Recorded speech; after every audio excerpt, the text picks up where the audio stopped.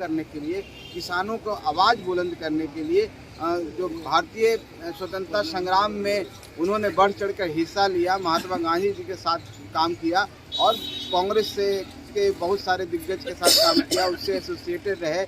आपने red flag की बात, जो लाल झंडा की बात किया, यहीं से पास होकर के कहीं से निकला, शायद 1937 या 36 जी अच्छा उस समय हुआ था।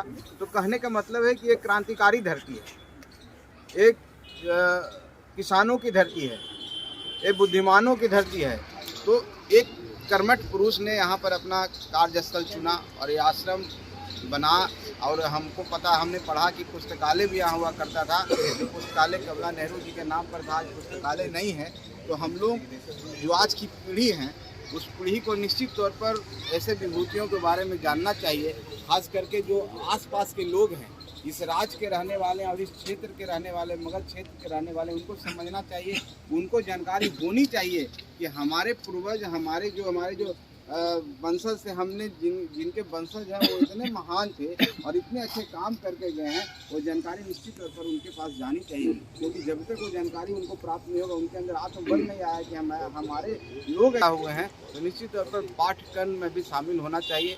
जैसा कि बताए हैं कि योकोहामा यूनिवर्सिटी और जो राइटर वर्जीनिया यूनिवर्सिटी के वाल्टर हाउसन ने किताब लिखा, और शायद एक किताब उन्होंने भी रचना की थी, कोई निश्चय करके, कोई शायद कि असाध्य रोग, कोई बीमारी, उसकी खोज का एक बुक भी उनकी है। मैं कहीं पर पढ़ा हूँ उनके बारे में। तो कहने का मतलब है कि राहुल सांकृत्यायन ने इनके बारे में, हाँ, राहुल सांकृत्यायन ने लिखा है।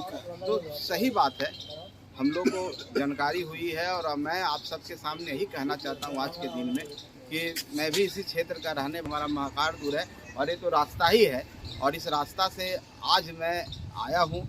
तो मैं आप सबके बीच में यही कहना चाहता हूँ कि इनके जो इस क्षेत्र की भलाई के लिए, इस एरिया को डेवलप करने के लिए, इनकी आवाज़ को विधानसभा हो चाहे लोकसभा में बुलंद करने के लिए, इनके संदेश को जन जन तक पहुँचाने के लिए जितना हो सकता है हम करने की कोशिश करेंगे। आप लोग का साथ करेंगे। खासकर उज्ज्वल जी बहुत ही रिसर्च स्कॉलर हैं, PhD कर रखे हैं, आज भी उनके बारे में तो मेरा भी ज्ञान वर्धन होगा और हम भी सरकार को लिख सकते हैं। और जो पर्यटन विभाग के यहाँ के सचिव हैं, भारत सरकार के सचिव हैं, आप निश्चित रहिए कि हमारे साथ आप दिल्ली चलेंगे, हम समय लेंगे और आप भी मेरे साथ रहेंगे और आपकी बात को पुरजोर तरीके से कहेंगे। और छोटी मोटी अगर काम कराने की बात हो तो मैं भी MLC हूँ, मैं छोटा मोटा काम तो यहाँ करा ही दूंगा, लेकिन इसका सर्वांगीण विकास कैसे हो, कैसे पूरी तरह से इलाका जाना जाए, पर्यटन के क्षेत्र के लिए जाना जाए। आपने जो इंटीग्रेटेड की बात की कि एक कृषि रिसर्च सेंटर हो जिसमें लोगों को जानकारी हो, क्योंकि उन्होंने किसानों के हित की लड़ाई लड़ी है, तो सारी पहलुओं को आप हमको बिंदुवार लिख के देंगे